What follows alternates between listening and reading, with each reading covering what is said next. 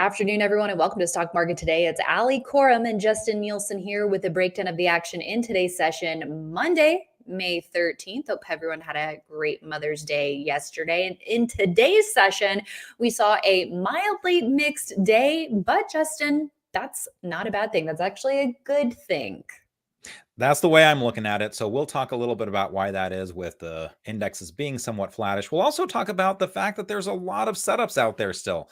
And we're going to kind of run the gambit. There's a tech stock that we'll go over with Pure Storage. We'll also take a look at retail with Costco. And then we'll finish it off with a housing stock, PulteGroup.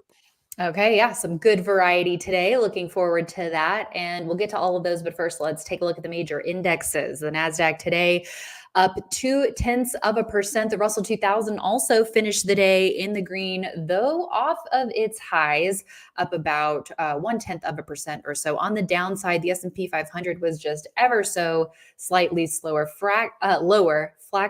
fractionally lower. Wow, I'm getting all tongue twisted here. The S&P slightly lower by a fraction. And the Dow today, Justin, down about 0.2%, so reversing slightly lower. But on Friday, it did have a long win streak. So it did have that going for it. So what's your assessment of the market picture right now?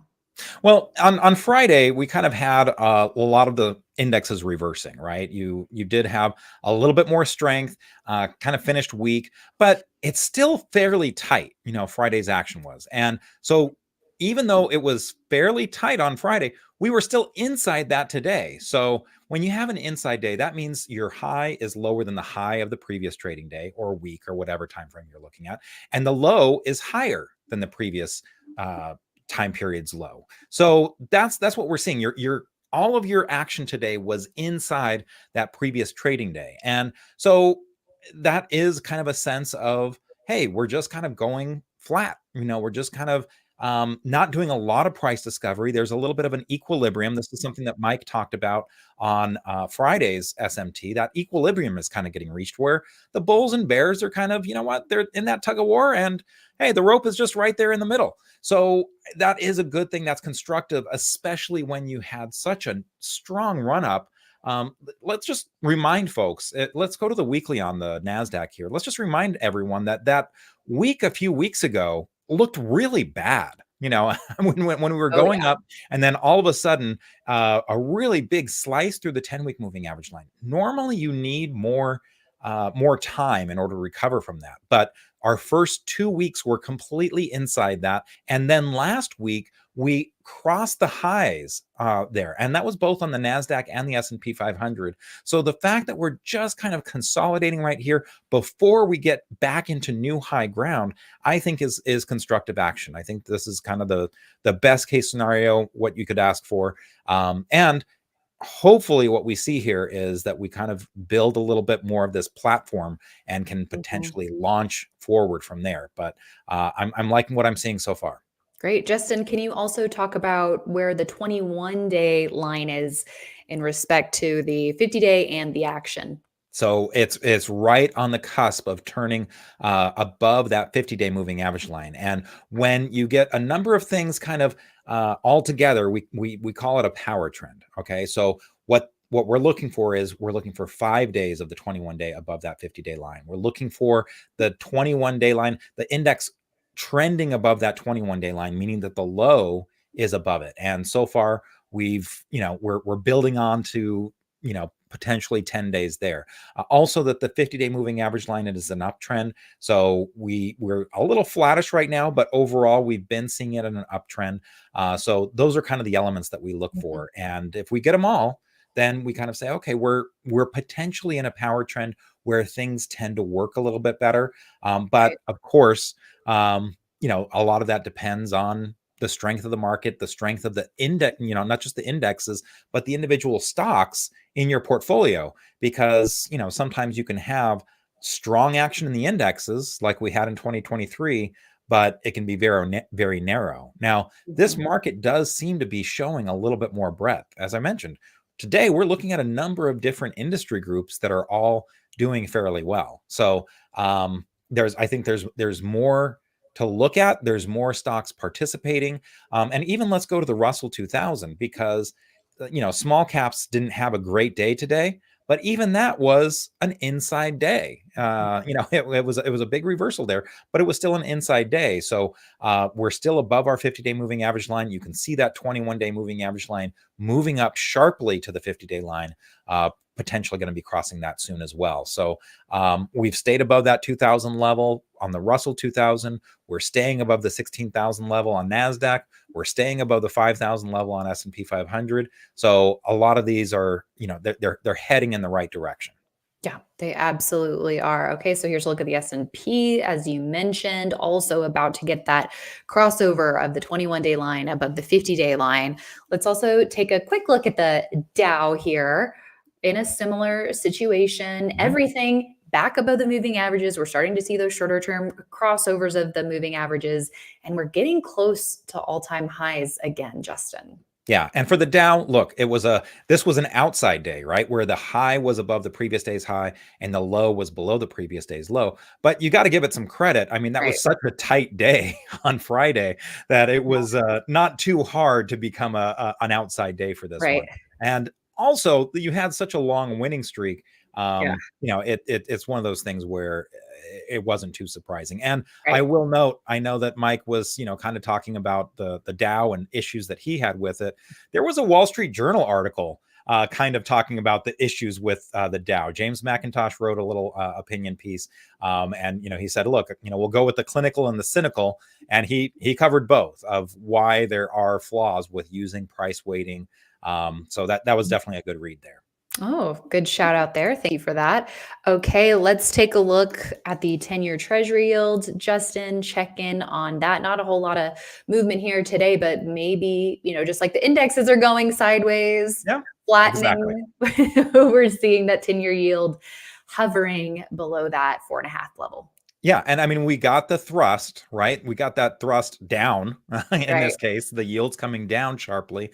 That really did help us recover quite a bit for the indexes when that 10-year Treasury yield started coming down. And as you mentioned, just as we've been going sideways here in the 10-year Treasury yield, we've also kind of been seeing similar action in the indexes.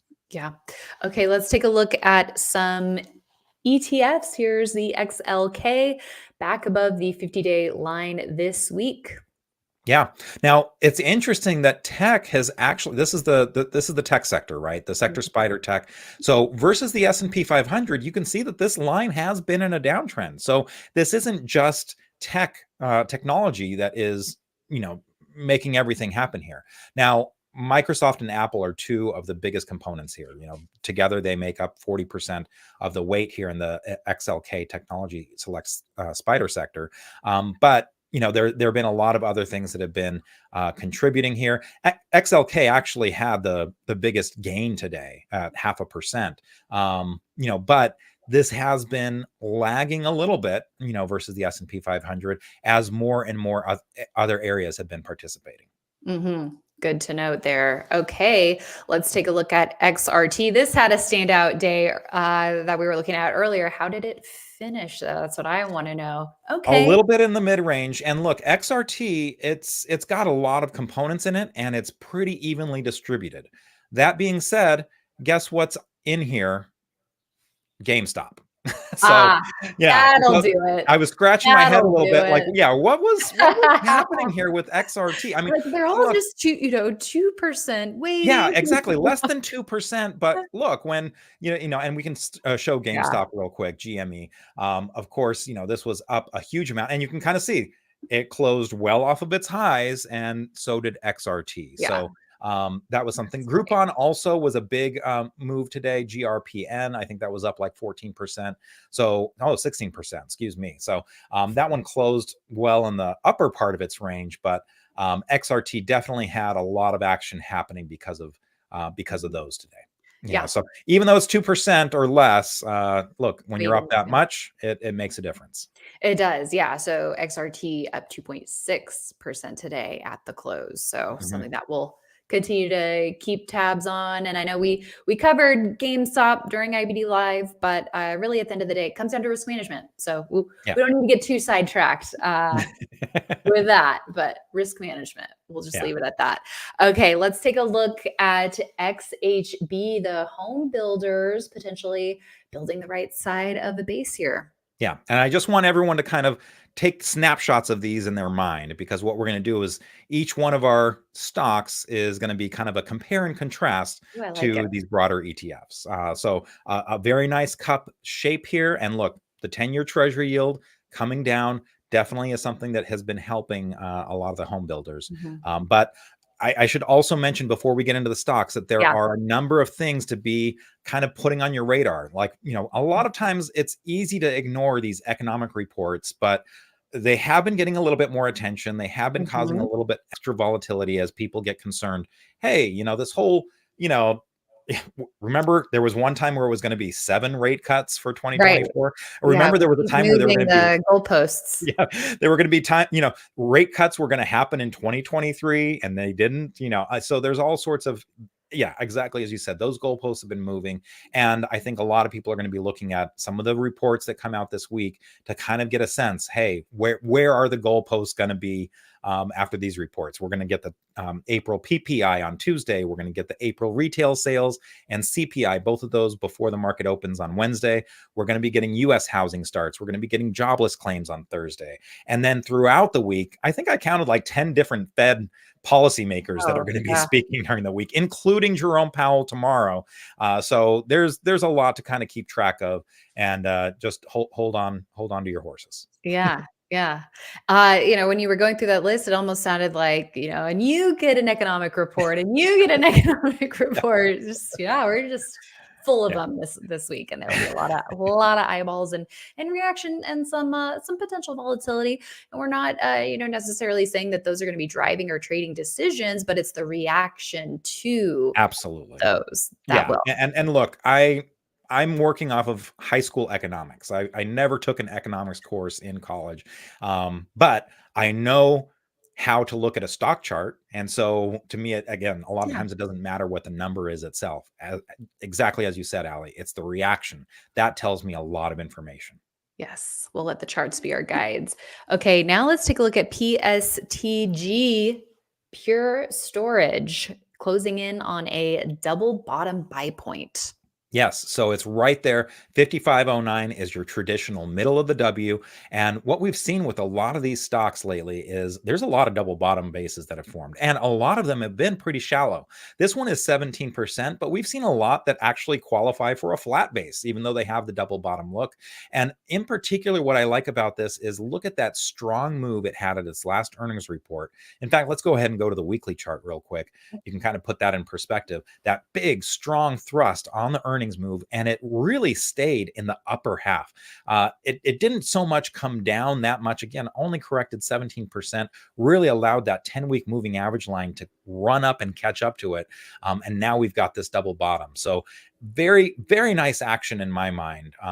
This is a good looking chart. This is in the tech space. It's in computer data storage. So even though a lot of tech is, it's a little hit or miss, there are still some of these that have some very strong performance. And what I like is that the relative strength, even though it's not at highs right now, you could easily imagine this getting back to new highs, that relative strength line getting back to new highs at or at the same time that this that the price does. So that's also a positive that we look for.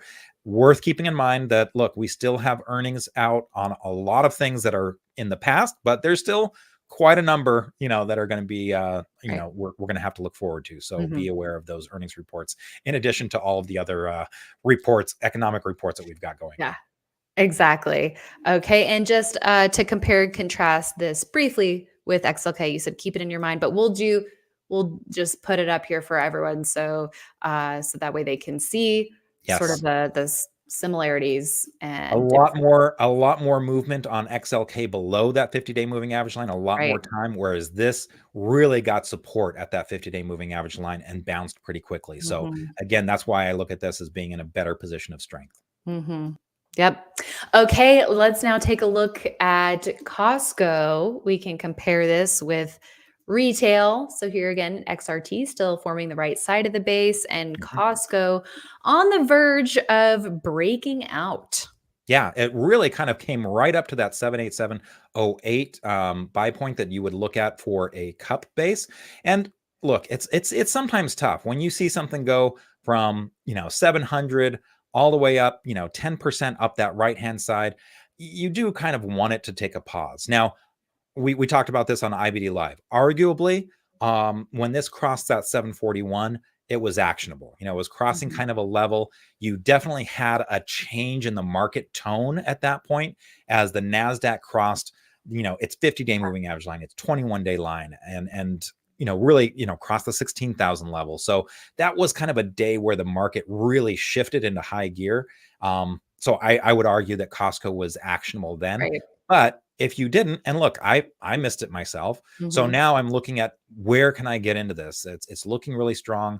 Forget GameStop. I'm not touching that. This is more my speed, right? This is something that I can handle in terms of my risk management. So if this handles out, just kind of comes in a little bit after it got up to that 787, I think that would be ideal action. And then I'd be looking at either a cross above a downtrend in the handle or coming right back up to the high of the handle, in which case is right around that 787. So a little break here. I'd love to see some tight action, a little bit of drifting down, volume drying up.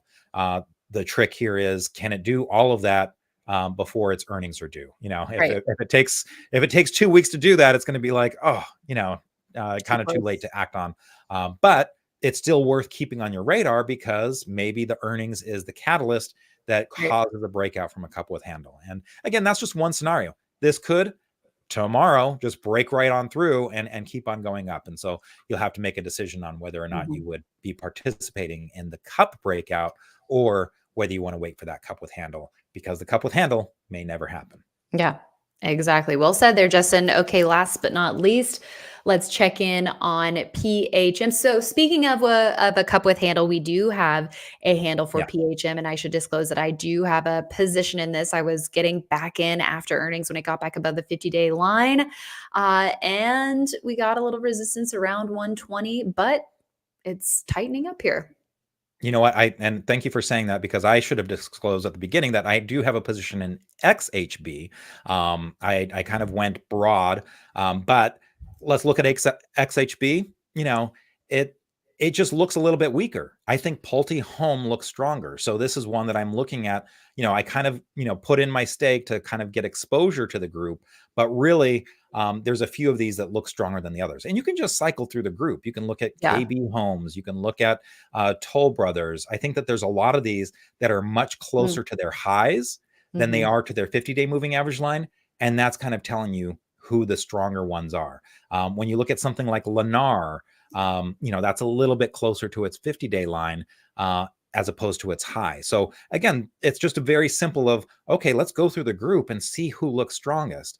One of the things that also helps, going back to PulteGroup, is that this does have earnings behind it. Now, as I mentioned, there's housing sales, housing starts, housing market index. There's all these things that are going to be coming up. And look, movement in 10-year Treasury yields will affect these as well. But this definitely looks like, the fact that those members of XHB that are closer to their highs, I think, are the ones to watch. And PulteGroup definitely deserves a spot kind of at the top of the list, along with some of those others I mentioned. Exactly. Yeah. When we cycled through some of the other ones, they were looking pretty interesting too. So we'll have to see. So they are interest rate sensitive, as you mentioned, even if it's not even an economic report related to housing, just because of that 10-year yield correlation, I guess you could say. All right. Well, that is it for today, everyone. Thank you for tuning in. We'll be back with more tomorrow morning on IBD Live, and we hope you join us, investors.com/IBD Live, for all the details on that. And Justin, why don't you tell our audience about a webinar that's coming up tomorrow, investors.com/webinar, 11:30 a.m. Pacific, 2:30 p.m. Eastern.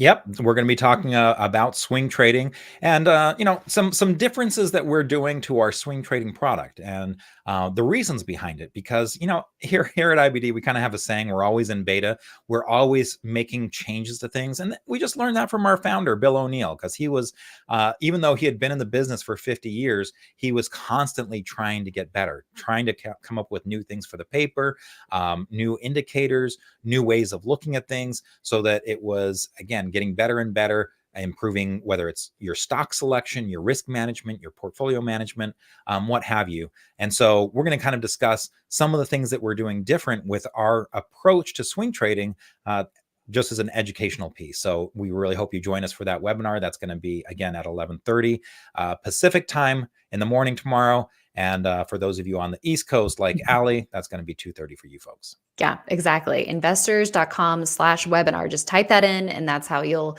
get the link to register. All right, that's it. And we'll see you back here tomorrow. Thanks, everyone.